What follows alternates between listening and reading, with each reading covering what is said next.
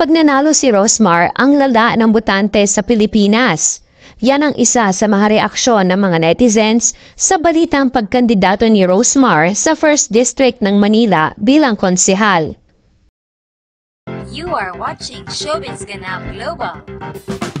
Naghain na ng kanyang Certificate of Candidacy para sa konsehal ng 1st District ng Manila ang social media personality na si Rosemary Tan Pamulaklaking o mas kilala bilang Rosmar.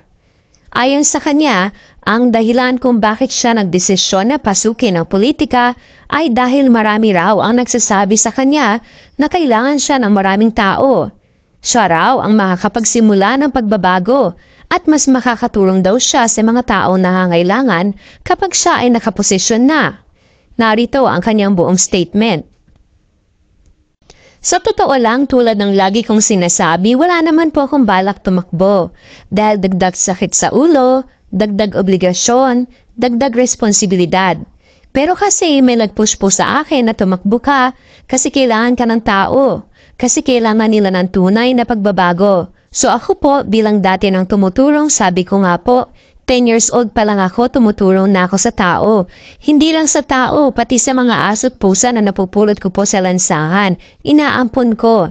So hindi lang po ngayon ako tumutulong na kagaya po ng iba na dahil may kailangan, dahil eleksyon, tumutulong sa mga tao. Tapos pagkatapos, wala na, hindi na magpaparamdam.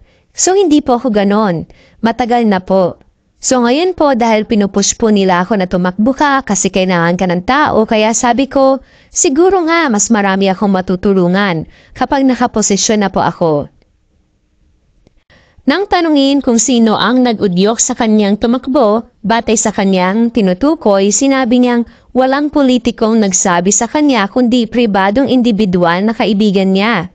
Bukod dito, tumatakbong independent si Rosmar at hindi kasali sa aningmang partido. Pamalawang beses ng pagtatangka ito ni Rosmar na kumandidato at ang unang beses ay natalo siya dahil sa kakulangan ng kampanya at katatapos lamang daw niya noong manganak. Narito naman ang mga reaksyon ng mga netizens.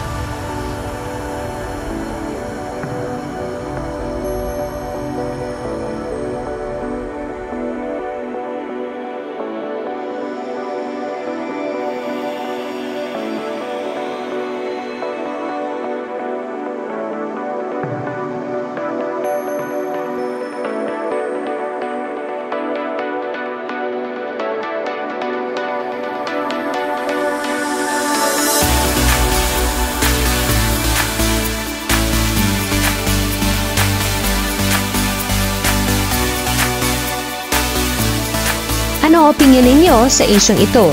Tama ba na siya ay kumandidato? Leave your comment below.